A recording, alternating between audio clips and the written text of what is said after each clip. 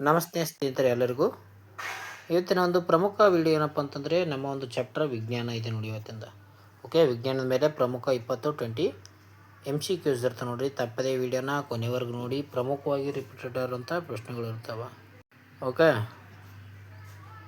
ಪ್ರಮುಖವಾಗಿ ಕೇಳಿರುವಂಥ ಪ್ರಶ್ನೆಗಳಿರ್ತವೆ ನೋಡಿರಿ. ವಿಜ್ಞಾನದ್ದು ಇವತ್ತಿದೆ, ಕೊನೆವರೆಗೂ ನೋಡಿ ಸ್ನೇಹಿತರೆ. ಹೋಗಿ ಮಿಸ್ ಮಾಡಬೇಡ್ರಿ. ಯಾರು ಕಾಂಪಿಟೇಟಿವ್ ಎಕ್ಸಾಮ್ಗೆ ತಯಾರಿ ನಡೆಸ್ತಾ ಇದ್ದೀರಾ ಅಂಥ ವ್ಯಕ್ತಿಗಳು, ಸೀರಿಯಸ್ ವ್ಯಕ್ತಿಗಳು ಕೊನೆವರೆಗೂ ಈ ಒಂದು ವಿಡಿಯೋ ನೋಡಿ. ಓಕೆ, ಮೊದಲನೇ ಒಂದು ಪ್ರಶ್ನೆ ಬಂದಿದೆ ನೋಡಿ. ಮೊದಲನೇ ಪ್ರಶ್ನೆ, ನಮ್ಮ ಸೌರವ್ಯೂಹದಲ್ಲಿ ಅತಿ ಹೆಚ್ಚು ಉಪಗ್ರಹಗಳನ್ನು ಹೊಂದಿರುವಂಥ ಗ್ರಹ ಯಾವುದು ಅಂತ ಕೊಟ್ಟಿದ್ದಾರೆ. ಅಂದರೆ ನಮ್ಮ ಒಂದು ಆಕಾಶಕಾಯದಲ್ಲಿ ಅತಿ ಹೆಚ್ಚು ಗ್ರಹಗಳನ್ನು ಹೊಂದಿರುವಂಥ ಗ್ರಹ ಯಾವುದು? ಗ್ರಹಗಳ ಮೇಲೆ ಪ್ರಶ್ನೆ ಬಂದದ್ದು. ಓಕೆ, ಇದಕ್ಕೆ ಸರಿಯಾದ ಉತ್ತರ ಯಾವುದಂದರೆ ಶನಿ ನೋಡಿ. ಆಪ್ಷನ್ಸ್ ಬಿ ಸರಿಯಾದ ಉತ್ತರ ಇದೆ ನೋಡಿ. ಶನಿ ಗ್ರಹ ಏನಪ್ಪ ಅಂತಂದರೆ ಅತಿ ಹೆಚ್ಚು ಉಪಗ್ರಹಗಳನ್ನು ಹೊಂದಿದೆ ಅಂತ ಹೇಳ್ತೀವಿ ನಾವು. ಓಕೆ, ಇತ್ತೀಚಿನ ಬಾಹ್ಯಾಕಾಶ ಸಂಶೋಧನೆ ಪ್ರಕಾರ ಶನಿ ಗ್ರಹ ಏನಪ್ಪ ಅಂತಂದರೆ ಅತಿ ಹೆಚ್ಚು ಉಪಗ್ರಹಗಳನ್ನು ಹೊಂದಿದೆ ಅಂತ ಹೇಳಿದ್ದಾರೆ. ಓಕೆ, 140ಕ್ಕೂ ಹೆಚ್ಚು ಉಪಗ್ರಹಗಳನ್ನು ಈ ಒಂದು ಶನಿ ಗ್ರಹ ಹೊಂದಿದೆ ನೋಡಿ. ಇದು ಬಳೆಯ ಆಕಾರದ ರೀತಿಯಾದಂಥ ಒಂದು ಗ್ರಹ ಆಗಿದೆ. ಅದೇ ರೀತಿಯಾಗಿ ಸಮುದ್ರದಲ್ಲಿ ತೇಲುವಂಥ ಗ್ರಹ ಯಾವುದಾದ್ರೂ ಇದ್ದರೆ ಅದು ಶನಿ ಗ್ರಹ ಆಗಿದೆ ನೋಡಿ. ನೆಕ್ಸ್ಟ್ ಪ್ರಶ್ನೆ, ಇಡೀ ಬ್ರಹ್ಮಾಂಡದಲ್ಲಿ ಅತಿ ಹೇರಳವಾಗಿರುವಂಥ ಅನಿಲ ಯಾವುದು ಅಂತ ಕೊಟ್ಟಿದ್ದಾರೆ. ಯಾವ ಅನಿಲ ಯೂನಿವರ್ಸಲ್ನಲ್ಲಿ ಅತಿ ಹೆಚ್ಚಾಗಿ ಕಂಡುಬರ್ತದೆ? ಇದಕ್ಕೆ ಸರಿಯಾದ ಉತ್ತರ ಆಪ್ಷನ್ ಸಿ ನೋಡಿ, ಜಲಜನಕ ಹೈಡ್ರೋಜನ್. ಓಕೆ, ಹೈಡ್ರೋಜನ್ ಏನಪ್ಪ ಅಂತಂದರೆ ಈ ಒಂದು ಬ್ರಹ್ಮಾಂಡದಲ್ಲಿ ಅತಿ ಹೇರಳವಾಗಿರುವಂಥ ಒಂದು ಪ್ರಮುಖವಾದಂಥ ಅನಿಲ ಆಗಿದೆ. ಓಕೆ, ಜಲಜನಕ ಅಂತ ನಾವು ಕರೀತೇವೆ ನೋಡ್ರಿ. ಇದು ಬ್ರಹ್ಮಾಂಡದಲ್ಲಿ ಅತಿ ಹೆಚ್ಚು ಕಂಡು ಬರ್ತದೆ. ಓಕೆ, ಎಷ್ಟಪ್ಪ ಅಂತಂದರೆ 75% ಇದು ಕಂಡುಬರುವಂಥ ಒಂದು ಪ್ರಮುಖ ಅನಿಲ ಆಗಿದೆ ನೋಡಿ. ನಕ್ಷತ್ರಗಳು ಮುಖ್ಯವಾಗಿ ಜಲಜನಕದಿಂದಲೇ ಮಾಡಲ್ಪಟ್ಟಿವೆ ನೋಡಿ. ಓಕೆ, ಜಲಜನಕದಿಂದ ಏನಪ್ಪ ಅಂತಂದರೆ ನಕ್ಷತ್ರ ಮಾಡಲ್ಪಟ್ಟಿದೆ. ಓಕೆ, ಹೈಡ್ರೋಜನ್ ಮತ್ತು ಹೀಲಿಯಂ ಕೂಡಿ ಸೂರ್ಯನಲ್ಲಿ ಶಾಖ ಉಂಟಾಗುತ್ತೆ ನೋಡ್ರಿ. ಅದೇ ರೀತಿಯಾಗಿ ನೆಕ್ಸ್ಟ್ ಪ್ರಶ್ನೆ, ಸ್ಕರ್ವಿ ಎಂಬ ಕಾಯಿಲೆಯು ಯಾವ ವಿಟಮಿನ್ ಕೊರತೆಯಿಂದ ಬರುತ್ತದೆ ಅಂತ ಕೊಟ್ಟಿದ್ದಾರೆ. ಸ್ಕರ್ವಿ ಎಂಬ ಕಾಯಿಲೆ ಯಾವ ಒಂದು ವಿಟಮಿನ್ನಿಂದ ಬರುತ್ತದೆ? ಓಕೆ, ಯಾವ ವಿಟಮಿನ್ಸ್ ಬಗ್ಗೆ ಕೇಳ್ಯಾರ ನೋಡ್ರಿ ಪ್ರಶ್ನೆ ಇದು. ಇದಕ್ಕೆ ಸರಿಯಾದ ಉತ್ತರ ಯಾವುದಂದ್ರೆ ಆಪ್ಷನ್ ಸಿ ನೋಡಿ, ವಿಟಮಿನ್ ಸಿ ಕೊರತೆಯಿಂದ ಏನಪ್ಪ ಅಂತಂದರೆ ಸ್ಕರ್ವಿ ರೋಗ ಉಂಟಾಗುತ್ತದೆ. ಇದೇನಪ್ಪ ಅಂತಂದರೆ ಹಲ್ಲುಗಳು ಸವಿತಾವೆ ಇದಕ್ಕೆ. ಓಕೆ, ಸ್ಕರ್ವಿ ಬರುತ್ತೆ ನೋಡ್ರಿ ರೋಗ. ಓಕೆ, ಇದಕ್ಕೆ ವಿಟಮಿನ್ ಸಿ ರಾಸಾಯನಿಕ ಹೆಸರು ಏನಪ್ಪ ಅಂತಾರೆ ಅಸ್ಕೋರ್ಬಿಕ್ ಆಸಿಡ್ ಅಂತ ಕರೀತಾರೆ. ವಿಟಮಿನ್ ಸಿಯ ಒಂದು ರಾಸಾಯನಿಕ ಹೆಸರು ಅಸ್ಕೋರ್ಬಿಕ್ ಆಸಿಡ್ ಅಂತ ಕರೀತಾರೆ ನೋಡ್ರಿ. ಇದರ ಒಂದು ಕೊರತೆಯಿಂದ ಏನಪ್ಪ ಅಂತಂದರೆ ಸ್ಕರ್ವಿ ರೋಗ ಬರ್ತದೆ. ಇದೇನಪ್ಪ ಅಂತಂದರೆ ಒಸಡುಗಳಲ್ಲಿ ರಕ್ತಸ್ರಾವ ಮತ್ತು ದೌರ್ಬಲ್ಯಕ್ಕೆ ಕಾರಣವಾಗಿವೆ ಅಂತ ಹೇಳ್ತೀವಿ. ಓಕೆ, ಒಸಡು ಕಡಿಮೆ ವಯಸ್ಸಿನಲ್ಲಿ ಒಬ್ಬ ವ್ಯಕ್ತಿಯ ಒಸಡು ಏನಪ್ಪ ಅಂತಂದರೆ ಸವೆದಗೇಶಿಂದ ರಕ್ತಸ್ರಾವ ಬಂದಗೇಶಿಂದ ಹಲ್ಲುಗಳು ಉದುರ್ತವೆ. ಓಕೆ, ಇದಪ್ಪ ಅಂತಂದರೆ ವಿಟಮಿನ್ ಸಿ ಸ್ಕರ್ವಿಯ ಒಂದು ರೋಗದ ಇರ್ತದೆ ನೋಡ್ರಿ. ನೆಕ್ಸ್ಟ್ ಪ್ರಶ್ನೆ, ಉಷ್ಣತೆಯನ್ನು ಅಳೆಯಲು ಯಾವ ಒಂದು ಸಾಧನವನ್ನು ಬಳಸಲಾಗುತ್ತದೆ ಅಂತ ಕೊಟ್ಟಿದ್ದಾರೆ. ಉಷ್ಣತೆಯನ್ನು ಅಳಿಸುವಂಥ ಸಾಧನ ಯಾವುದು? ಓಕೆ, ಇದಕ್ಕೆ ಸರಿಯಾದ ಉತ್ತರ ಯಾವುದಪ್ಪ ಅಂತಂದರೆ ಥರ್ಮೋಮೀಟರ್ ಅಂತ ನಾವು ಕರಿತೇವೆ. ಆಪ್ಷನ್ಸ್ ಬಿ ಸರಿಯಾದ ಉತ್ತರ ಇದೆ. ಓಕೆ, ಥರ್ಮೋಮೀಟರ್ ಏನಪ್ಪ ಅಂತಂದರೆ ಉಷ್ಣತೆಯನ್ನು ಅಳತೆ ಮಾಡ್ತದೆ. ಅದೇ ರೀತಿಯಾಗಿ ಬಾರೋಮೀಟರ್ ಕೊಟ್ಟಿದ್ದಾರೆ ನೋಡ್ರಿ. ಇಲ್ಲಿ ಒತ್ತಡವನ್ನು ಅಳತೆ ಮಾಡ್ತದೆ ಅದು. ಓಕೆ, ಒತ್ತಡವನ್ನು ಅಳತೆ ಮಾಡ್ತದೆ. ಓಕೆ, ಅಮ್ಮೀಟರ್ ಎತ್ತರವನ್ನು ಅಳಿತಾರೆ. ಅಮ್ಮೀಟರ್ ಅಂದರೆ ಎತ್ತರಕ್ಕೆ ಸಂಬಂಧಿಸಿದ. ಓಕೆ, ಥರ್ಮೋಮೀಟರ್ ಉಷ್ಣತೆಯನ್ನು ಅಳತೆ ನೋಡ್ರಿ. ವಸ್ತುಗಳ ಅಥವಾ ದೇಹದ ತಾಪಮಾನವನ್ನು ಅಳೆಯಲು ಥರ್ಮೋಮೀಟ್ರನ್ನು ಬಳಕೆ ಮಾಡಲಾಗುತ್ತದೆ ನೋಡ್ರಿ. ಇದನ್ನು ಉಷ್ಣತಾ ಮಾಪಕ ಅಂತ ಕರೀತಾರೆ ಅದಕ್ಕೆ. ಇದರಲ್ಲಿ ಸಾಮಾನ್ಯವಾಗಿ ಪಾದರಸ ಕೂಡ ಇರ್ತದೆ ನೋಡ್ರಿ. ಪಾದರಸ ಏನಪ್ಪ ಅಂತಂದರೆ ಈ ಒಂದು ಥರ್ಮೋಮೀಟ್ರ್ನಲ್ಲಿ ಕಂಡು ಬರ್ತದೆ. ಇದಕ್ಕೆ ಮೆರ್ಕ್ಯೂರಿ ಅಂತ ಕರಿತಾರೆ ನೋಡ್ರಿ. ನೆಕ್ಸ್ಟ್ ಪ್ರಶ್ನೆಗೆ ಹೋಗೋಣ. ನೆಕ್ಸ್ಟ್ ಪ್ರಶ್ನೆ, ಶಕ್ತಿಯ ಅಂತಾರಾಷ್ಟ್ರೀಯ ಏಕಮಾನ ಯಾವುದು ಅಂತ ಕೊಟ್ಟಿದ್ದಾರೆ. ಓಕೆ, ಎನರ್ಜಿಯ ಒಂದು SI ಯೂನಿಟ್ ಯಾವುದಾಗಿದೆ ಅಂತ ಕೊಟ್ಟಿದ್ದಾರೆ. ಶಕ್ತಿಯ ಅಂತಾರಾಷ್ಟ್ರೀಯ ಏಕಮಾನ ಏನಪ್ಪ ಅಂತಂದರೆ ಜೌಲ್ ಅಂತ ನಾವು ಕರಿತೇವೆ. ಆಪ್ಷನ್ ಸಿ ಸರಿಯಾದ ಉತ್ತರ ಇದೆ ನೋಡಿ, ಜೌಲ್. ಇದೇನಪ್ಪ ಅಂತಂದರೆ ಶಕ್ತಿ ಅಂತಾರಾಷ್ಟ್ರಮಾನ ಏಕಮಾನ ಆಗಿದೆ. ಓಕೆ, ಜೌಲ್ ಏನಪ್ಪ ಅಂತಂದರೆ ಶಕ್ತಿ ಮತ್ತು ಕೆಲಸವನ್ನು ಅಳೆಯಲು ಇದನ್ನು ಬಳಕೆ ಮಾಡ್ತಾರೆ. ಇದು ಅಂತಾರಾಷ್ಟ್ರೀಯ ಏಕಮಾನವನ್ನು ಬಳಸಲಾಗುತ್ತೆ ನೋಡ್ರಿ ಇದು. ಓಕೆ, ಭೌತಶಾಸ್ತ್ರದಲ್ಲಿ ಇದು ಕರಿತಾರೆ. ನೆಕ್ಸ್ಟ್, ಭೂಮಿಯ ಮೇಲಿರುವಂಥ ಅತಿ ದೊಡ್ಡ ಪ್ರಾಣಿ ಯಾವುದಂತ ಕೊಟ್ಟಿದ್ದಾರೆ. ಭೂಮಿ ಮೇಲೆ ಇರುವಂಥ ದೊಡ್ಡದಾದ ಪ್ರಾಣಿ ಯಾವುದು? ಇದೇನಪ್ಪ ಅಂತಂದ್ರೆ ನೀವು ಕಮೆಂಟ್ ಮೂಲಕ ತಿಳಿಸಿ. ಓಕೆ, ಕ್ವಶನ್ ನಂಬರ್ 1 ಅಂತ ಹಾಕಿ ಕಮೆಂಟ್ ಮೂಲಕ ತಿಳಿಸಿ. ಭೂಮಿ ಮೇಲಿರುವಂಥ ಅತ್ಯಂತ ದೊಡ್ಡ ಪ್ರಾಣಿ ಯಾವುದಂತ ಕಮೆಂಟ್ ಮಾಡಿ. ನೆಕ್ಸ್ಟ್ ಪ್ರಶ್ನೆ ಬಂದಿದೆ ನೋಡಿ. ಸಸ್ಯಗಳಲ್ಲಿ ನೀರನ್ನು ಬೇರಿನಿಂದ ಮೇಲ್ಭಾಗಕ್ಕೆ ಸಾಗಿಸುವಂಥ ಅಂಗಾಂಶ ಯಾವುದಂತ ಕೊಟ್ಟಿದ್ದಾರೆ.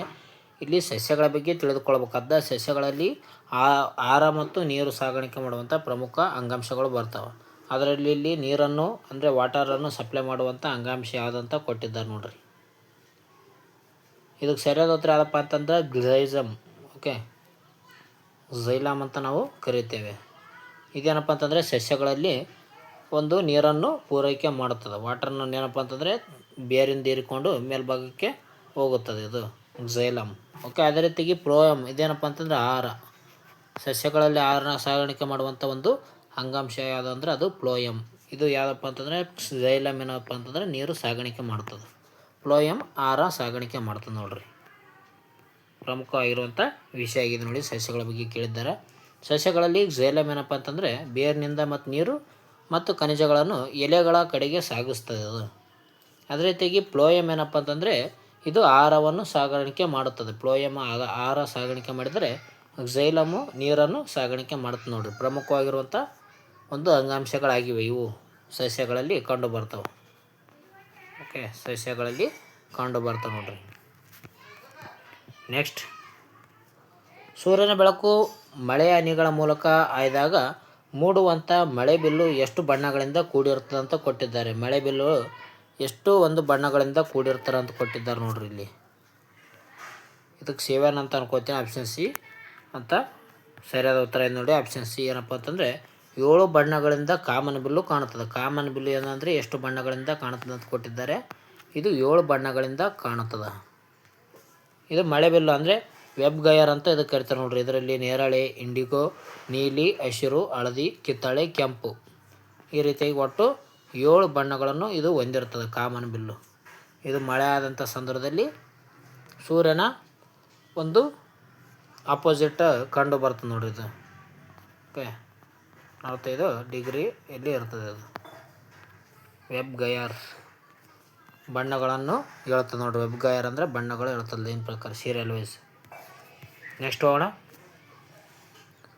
ನಮ್ಮ ಭೂಮಿಗೆ ಅತ್ಯಂತ ಹತ್ತಿರ ಇರುವಂಥ ನಕ್ಷತ್ರ ಯಾವುದಂತ ಕೊಟ್ಟಿದ್ದಾರೆ. ಭೂಮಿಗೆ ಅತ್ಯಂತ ಹತ್ತಿರ ಇರುವಂಥ ನಕ್ಷತ್ರ ಯಾವುದು?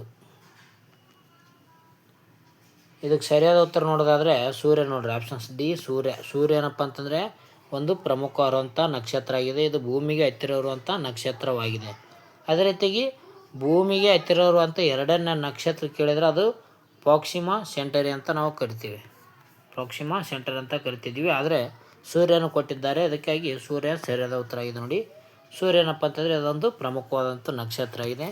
ಇದು ಭೂಮಿಗೆ ಅತ್ಯಂತ ಹತ್ತಿರ ಇರುವಂಥ ಮತ್ತು ನಮಗೆ ಬೆಳಕು ಕೊಡುವಂಥ ಒಂದು ಉಷ್ಣ ನೀಡುವಂಥ ನಕ್ಷತ್ರ ಆಗಿದೆ ನೋಡಿದು.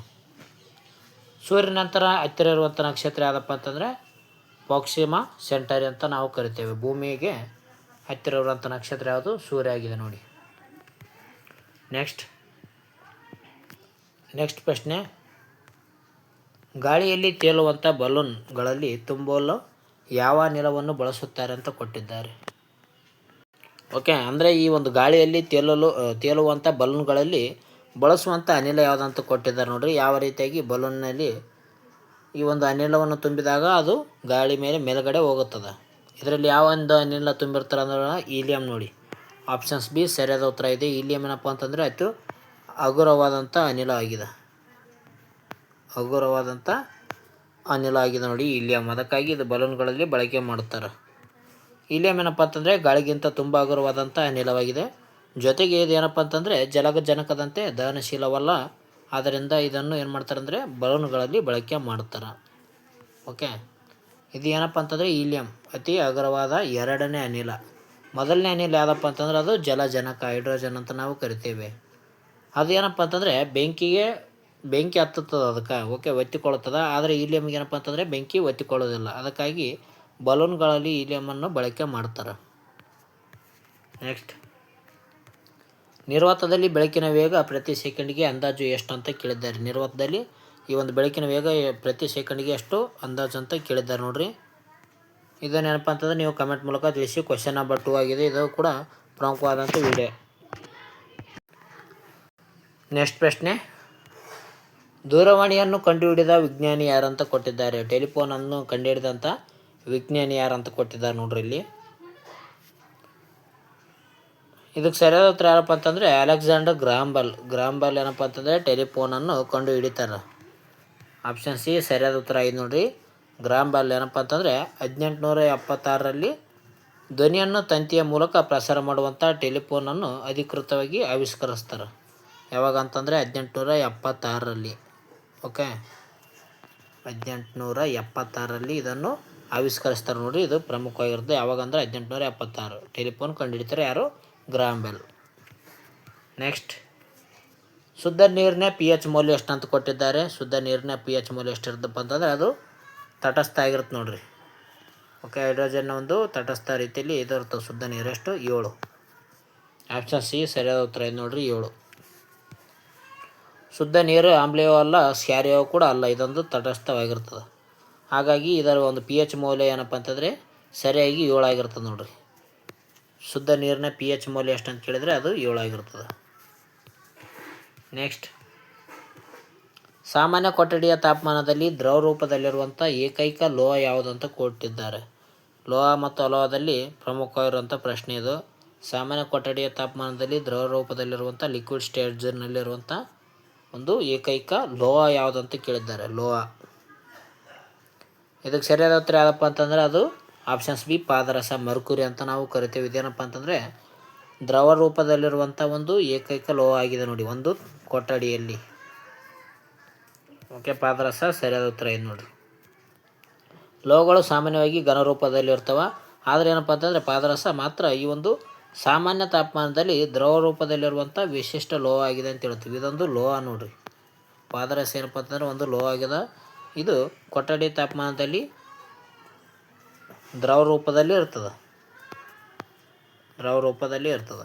ಇದೇ ಪ್ರಶ್ನೆ ಕೇಳ್ತಾರೆ, ಕೊಠಡಿಯ ತಾಪಮಾನದಲ್ಲಿ ದ್ರವ ರೂಪದಲ್ಲಿರುವಂಥ ಅಲೋಹ ಯಾವುದು ಅಂತ ಕೇಳ್ತಾರೆ. ಲೋಹ ಅಂದರೆ ಪಾದರಸ, ಅಲೋಹ ಯಾವುದು ಅಂತ ಹೇಳೋದಾದರೆ ಅದು ಬ್ರೂಮಿನ್ ನೋಡಿ. ಓಕೆ, ಬ್ರೂಮಿನ್ ಅಂತ ನಾವು ಕರಿತೀವಿ. ಅದೇನಪ್ಪ ಅಂತಂದರೆ ಕೊಠಡಿ ತಾಪಮಾನದಲ್ಲಿ ಇರುವಂಥ ಏಕೈಕ ಅಲೋಹ.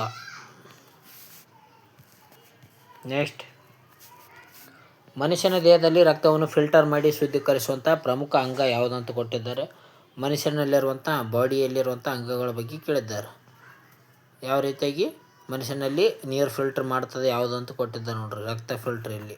ಓಕೆ, ರಕ್ತ ಫಿಲ್ಟರ್ ಮಾಡುವಂಥ ಶುದ್ಧೀಕರಿಸುವಂಥ ಪ್ರಮುಖ ಅಂಗ ಯಾವುದಂತ ಕೊಟ್ಟಿದ್ದಾರೆ. ಇದಕ್ಕೆ ಸರಿಯಾದ ಉತ್ತರ ಯಾವುದಪ್ಪ ಅಂತಂದರೆ ಮೂತ್ರಪಿಂಡ ಅಂತ ನಾವು ಕರಿತೀವಿ. ಕಿಡ್ನಿ ಏನಪ್ಪ ಅಂತಂದರೆ ನಮ್ಮ ದೇಹದಲ್ಲಿ ಈ ಒಂದು ರಕ್ತವನ್ನು ಫಿಲ್ಟರ್ ಮಾಡುತ್ತದೆ. ಮೂತ್ರಪಿಂಡಗಳು ರಕ್ತದಲ್ಲಿರುವಂಥ ಕಲ್ಮಶಗಳನ್ನು ಮತ್ತು ಹೆಚ್ಚುವರಿ ನೀರನ್ನು ಸೋಸಿಗೆಸಿಂದ ಮೂತ್ರದ ಮೂಲಕ ದೇಹವನ್ನು ಹೊರಹಾಕುತ್ತವೆ. ಫಿಲ್ಟರ್ ಮಾಡ್ತದೆ ಯಾವುದು? ಮೂತ್ರಪಿಂಡ. ಓಕೆ, ಇದಕ್ಕೆ ಡಯಾಲಿಸಿಸ್ ಚಿಕಿತ್ಸೆಯನ್ನು ಮಾಡಲಾಗ್ತದೆ ನೋಡಿರಿ. ಇದೊಂದು ಆರಾಮಿಲ್ಲದಾಗ ಮೂತ್ರಪಿಂಡಕ್ಕೆ ಏನಾದರೂ ಆದರೆ ಅದಕ್ಕೆ ಡಯಾಲಿಸಿಸ್ ಚಿಕಿತ್ಸೆಯನ್ನು ಮಾಡಲಾಗುತ್ತದೆ. ಅದೇ ರೀತಿಯಾಗಿ ಕಿಡ್ನಿಯಲ್ಲಿ ಕಲ್ಲುಗಳನ್ನು ಒಡೆಯಲು ಬಳಸೋ ಯಾವ ರೀತಿಯಾಗಿ ಬಳಕೆ ಮಾಡ್ತಾರೆ ಅಂದ್ರೆ ಲಿಂಥೋಸ್ಟ್ರಿಪ್ಸಿ ಅಂತ ಕರಿತೀವಿ ನೋಡಿರಿ. ಕಿಡ್ನಿಯಲ್ಲಿ ಏನಾದರೂ ಕಲ್ಲುಗಳಾದ್ರೆ ಅದನ್ನು ತೆಗೆದಕ್ಕೆ ಅಂತ ಕರೀತಾರೆ ಲಿಂಥೋಟ್ರಿಪ್ಸಿ ಅಂತ ಕರೆಯುತ್ತಾರೆ. ನೆಕ್ಸ್ಟ್, ಮನುಷ್ಯನ ಹೃದಯದಲ್ಲಿ ಒಟ್ಟು ಎಷ್ಟು ಕೋಣೆಗಳಿವೆ ಅಂತ ಕೊಟ್ಟಿದ್ದಾರೆ. ಹೃದಯದಲ್ಲಿ ಆಟ ಬಗ್ಗೆ ಕೇಳಿದ್ದಾರೆ. ಹೃದಯದ ಮೇಲೆ ಪ್ರಶ್ನೆ ಇದು. ಹೃದಯದಲ್ಲಿ ಎಷ್ಟು ಕೋಣೆಗಳಿದೆ ಅಂತ ಕೊಟ್ಟಿದ್ದಾರೆ. ಇದಕ್ಕೆ ಸರಿಯಾದ ಉತ್ತರ ಆಪ್ಷನ್ ಸಿ 4 ಕೋಣೆಗಳನ್ನು ನಾವು ಕಾಣುತ್ತೇವೆ. ಮನುಷ್ಯನ ಹೃದಯದಲ್ಲಿ 4 ಕೋಣೆಗಳನ್ನು ನಾವು ಕಾಣುತ್ತೇವೆ ನೋಡಿರಿ. ಓಕೆ, ಮೇಲ್ಭಾಗದಲ್ಲಿ 2 ಇರ್ತವೆ. ಅದು ಯಾವಪ್ಪ ಅಂತಂದರೆ ಹೃತ್ಕುರ್ಷಿಗಳು ಇರ್ತವೆ 2, ಆರ್ಟರಿ ಅಂತ ಕರಿತೀವಿ. ಮತ್ತು ಕೆಳಭಾಗದಲ್ಲಿ ಹೃತ್ಕರ್ಣಗಳು ಮತ್ತು ಕೆಳಭಾಗದಲ್ಲಿ ಹೃತ್ಕುರ್ಷಿಗಳು ಇರ್ತವೆ ನೋಡಿರಿ. ಓಕೆ, ವೆಟ್ರಿಕಲ್ಸ್ ಮತ್ತು ಆರ್ಟರಿ 2 ರೀತಿಯಲ್ಲಿ ಕಂಡು ಬರ್ತಾವೆ. ಟೋಟಲಾಗಿ 2 + 2 4 ನಾವು ನೋಡ್ತೀವಿ. ನೆಕ್ಸ್ಟ್, ವಾತಾವರಣದ ಒತ್ತಡವನ್ನು ಅಳೆಯುವಂಥ ಸಾಧನ ಯಾವುದಂತ ಕೊಟ್ಟಿದ್ದಾರೆ. ಅಟ್ಮಾಸ್ಫಿಯರ್ ಪ್ರೆಷರನ್ನು ಅಳೆಯುವಂಥ ಒಂದು ಸಾಧನ ಯಾವುದಂತ ಕೊಟ್ಟಿದ್ದಾರೆ. ಇದಕ್ಕೆ ಸರಿಯಾದ ಉತ್ತರ ಯಾವುದಂದರೆ ಬಾರೋಮೀಟ್ರ್ ನೋಡಿ. ನಾನು ಒತ್ತಡ ಅಂತ ಆಗಲೇ ಹೇಳಿದ್ದೆ. ಗಾಳಿಯಲ್ಲಿರುವಂಥ ಒಂದು ಒತ್ತಡವನ್ನು ಅಳೆಯುತ್ತಾರೆ. ವಾತಾವರಣದಲ್ಲಿ ಕಂಡುಬರುವಂಥ ಒತ್ತಡವನ್ನು ಅಳೆಯೋಕೆಯನ್ನು ಬಾರೋಮೀಟ್ರನ್ನು ಅಳತೆ ಮಾಡ್ತಾರೆ. ಅದೇ ರೀತಿಯಾಗಿ ವಾತಾವರಣದಲ್ಲಿ ತೇವಾಂಶವನ್ನು ಅಳತೆ ಮಾಡುವಂಥ ಒಂದು ಸಾಧನ ಯಾವುದಪ್ಪ ಅಂತಂದ್ರೆ ಅದು ಹೈಗ್ರೋಮೀಟ್ರ್. ತೇವಾಂಶವನ್ನು ಅಳತೆ ಮಾಡುತ್ತದೆ ಹೈಗ್ರೋಮೀಟರ್. ಸಿಸ್ಮೋಗ್ರಾಫ್ ಏನಪ್ಪ ಅಂತಂದರೆ ಭೂಕಂಪದ ಬಗ್ಗೆ ಅಧ್ಯಯನ ಮಾಡ್ತದೆ. ಭೂಕಂಪ ಸಿಸ್ಮೋಗ್ರಾಫ್. ನೆಕ್ಸ್ಟ್ ಪ್ರಶ್ನೆ ಇಲ್ಲಿದೆ, ಇದರ ಆನ್ಸರ್ ನೋಡೋಣ. ಬಾರೋಮೀಟರ್ ಸರಿಯಾಗಿದೆ ನೋಡಿ. ಇದು ಭೂಮಿಯಲ್ಲಿನ ವಾತಾವರಣವು ಬೀರುವಂಥ ಗಾಳಿಯ ಒತ್ತಡವನ್ನು ಅಳೆಯಲು ಬಳಕೆ ಮಾಡ್ತಾರೆ ಬಾರೋಮೀಟ್ರನ್ನು.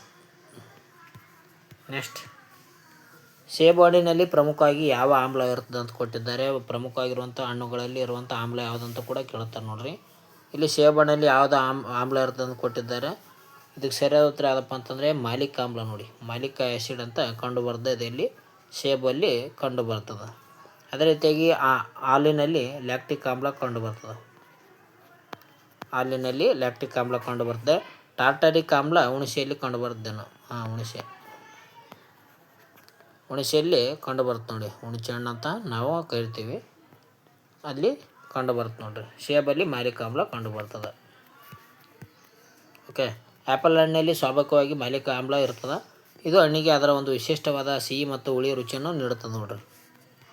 ನೆಕ್ಸ್ಟ್, ವಿದ್ಯುತ್ ಮೋಟಾರ್ ತತ್ವವನ್ನು ಕಂಡುಹಿಡಿದಂಥ ವಿಜ್ಞಾನಿ ಯಾರು ಅಂತ ಕೊಟ್ಟಿದ್ದಾರೆ. ಎಲೆಕ್ಟ್ರಿಕ್ ಮೋಟರನ್ನು ಕಂಡುಹಿಡಿದಂಥ ವಿಜ್ಞಾನಿ ಯಾರು ಅಂತ ಕೊಟ್ಟಿದ್ದಾರೆ. ಇದರ ಉತ್ತರವನ್ನು ಏನಪ್ಪ ಅಂತಂದರೆ ಕ್ವಶನ್ ನಂಬರ್ 3 ಆಗಿದೆ ನೋಡಿ. ಇದು ನಿಮಗೆ ಕಮೆಂಟ್ ಮೂಲಕ ಉತ್ತರವನ್ನು ತಿಳಿಸಿ. ಓಕೆ. ನೋಡಿದಂಥ ಪ್ರತಿಯೊಬ್ಬ ವ್ಯಕ್ತಿಯು ಕೂಡ ಈ ಒಂದು ಉತ್ತರವನ್ನು ನೀವು ತಿಳಿಸಲಾರ್ದ ಈ ಒಂದು ವಿಡಿಯೋನ ಬಿಟ್ಟು ಹೋಗೋಕ್ಕೆ ಹೋಗ್ಬೇಡ್ರಿ. ನೀವು ಎಷ್ಟು ಒಂದು ಓದಿದ್ರಿ ಅಂತ ಇಲ್ಲೇ ಗೊತ್ತಾಗುತ್ತೆ. ಓಕೆ. ಇದರ ಒಂದು ಉತ್ತರವನ್ನು ಕಡ್ಡಾಯವಾಗಿ ತಿಳಿಸಿ ಹೋಗ್ರಿ. ನೆಕ್ಸ್ಟ್ ಪ್ರಶ್ನೆ ಹೋಗ್ತೀನಿ. ಕೊನೆ ಪ್ರಶ್ನೆ ಬಂದಿದೆ ನೋಡಿ. ಪ್ರಪಂಚದಲ್ಲಿ ಅತಿ ದೊಡ್ಡದಂಥ ಗಾತ್ರದ ಹೂವು ಬಿಡುವಂಥ ಸಸ್ಯ ಯಾವುದಂತ ಕೊಟ್ಟಿದ್ದಾರೆ. ಪ್ರಪಂಚದಲ್ಲಿ ಏನಪ್ಪ ಅಂತಂದರೆ ಅತ್ಯಂತ ದೊಡ್ಡದಾದಂಥ ಹೂವು ಬಿಡುವಂಥ ಸಸ್ಯ ಯಾವುದಂತ ಇಲ್ಲಿ ಕೊಟ್ಟಿದ್ದಾರೆ. ಇದು ಯಾವುದಪ್ಪ ಅಂತಂದರೆ ರಫ್ಲೇಸಿಯಾ ಅಂತ ನಾವು ಕರಿತೀವಿ. ಆಪ್ಷನ್ ಸಿ ಸರಿಯಾದ ಉತ್ತರ ಇದು ನೋಡಿ, ರಫ್ಲೇಸಿಯಾ. ಇದು ಅತ್ಯಂತ ದೊಡ್ಡದಾದಂಥ ಹೂವು ಬಿಡುವಂಥ ಸಸ್ಯ ಆಗ್ಯದ. ರಫ್ಲೇಸಿಯಾ ಎಂಬುದೇನಪ್ಪ ಅಂತಂದರೆ ಪ್ರಪಂಚದ ಅತಿ ದೊಡ್ಡದಾದಂಥ ಹೂವು ಆಗಿದೆ ನೋಡಿ. ಇದು ಸುಮಾರು 3 ಅಡಿಗಳಷ್ಟು ಅಗಲವಾಗಿ ಬೆಳೆಯುತ್ತದೆ ಮತ್ತು ಕೊಳೆತ ಮಾಂಸದಂಥ ವಾಸನೆಯನ್ನು ಇದು ಹೊರಸೂಸುತ್ತದಂತ ಹೇಳ್ತೀವಿ. ವಾಸನೆ ಯಾವ ರೀತಿಯಾಗಿರುತ್ತಪ್ಪ ಅಂತಂದರೆ ಇದು ಕೊಳೆತ ಒಂದು ಮಾಂಸಗಳ ರೀತಿಯಲ್ಲಿ ಬರ್ತದೆ ಇದರ ಒಂದು ವಾಸನೆ. ಓಕೆ. ಇದರ ಒಂದು ರಫ್ಲೇಸಿಯಾ ಎಂಬುದೇನೆಂದರೆ ಒಂದು ದೊಡ್ಡದಾದ ಹೂವು ಆಗಿದೆ ನೋಡಿ. ಇವೇನಪ್ಪ ಅಂತಂದರೆ ಪ್ರಮುಖ ವಿಜ್ಞಾನದ ಮೇಲೆ ಪ್ರಶ್ನೆಗಳು ಆಗಿದ್ದವು. ಇದರಿಂದ ನಿಮ್ಮ ಒಂದು ಕಲಿಕೆಯಲ್ಲಿ ಅನುಭವ ಆಗಿದೆ ಅಂತ ಅನ್ಕೋತೀನಿ. ಈ ಒಂದು ಪ್ರಶ್ನೆಗಳು ನಿಮ್ಗೆ ಅರ್ಥ ಆಗಿದೆ ಅಂತ ಅನ್ಕೋತೀನಿ. ಅದೇ ರೀತಿಯಾಗಿ ನೀವು ಓದಿದ್ರಲ್ಲಿ ಈ ಒಂದು ಪ್ರಶ್ನೆ ಮೂಲಕ ಎಷ್ಟು ಕ್ವಶನ್ಗಳು ಬಂದವಂತ ಕಾಮೆಂಟ್ ಮೂಲಕ ತಿಳಿಸಿ. ಜೊತೆಲಿ ಈ ಒಂದು ನಿಮ್ಮ ಸ್ಕೋರ್ಗಳನ್ನು ಹೇಳಿ. ಎಷ್ಟು ನೀವು 20ರಲ್ಲಿ ಎಷ್ಟು ಹೊಂದಿರಂತ ಹೇಳಿ. ನಿಮ್ಮ ಒಂದು ಸ್ಕೋರನ್ನು ಹಾಕಿ ಜೊತೆಗೆ 3 ಕ್ವಶನ್ಗಳಿಗೆ ಉತ್ತರವನ್ನು ಕೂಡ ನೀಡಿ. ಅದೇ ರೀತಿಯಾಗಿ ನಿಮ್ಮ ಒಂದು ಅನಿಸಿಕೆಯನ್ನು ಕೂಡ ಕಾಮೆಂಟ್ ಮೂಲಕ ತಿಳಿಸಿ. ಸ್ನೇಹಿತರೆ, ಯಾವ ರೀತಿಯಾದಂಥ ವಿಡಿಯೋಗಳು ಬೇಕು ಮುಂದೆ ಬರುವಂಥ ಒಂದು ಪರೀಕ್ಷೆಗಳಿಗೆ ಸಹಾಯಕ ಆಗುವಂಥ ವಿಡಿಯೋಗಳು ಇರ್ತವೆ. ಇವು ಕಡ್ಡಾಯವಾಗಿ ಕೊನೆವರೆಗೂ ಎಲ್ಲ ಒಂದು ವಿಡಿಯೋಗಳನ್ನು ನೋಡಿ. ಮುಂದಿನ ಒಂದು ವಿಡಿಯೋದಲ್ಲಿ ಸಿಗೋಣ. Take care friends. ನಿಮ್ಮ ಒಂದು ಓದನ್ನು ನಿರಂತರವಾಗಿ ಅಧ್ಯಯನದಲ್ಲಿ ಇರಲಿ. ಇವತ್ತಿಗೆ ಈ ವಿಡಿಯೋನ ಇಲ್ಲಿಗೆ ಮುಕ್ತಾಯ ಮಾಡೋಣ. Take care. By friend.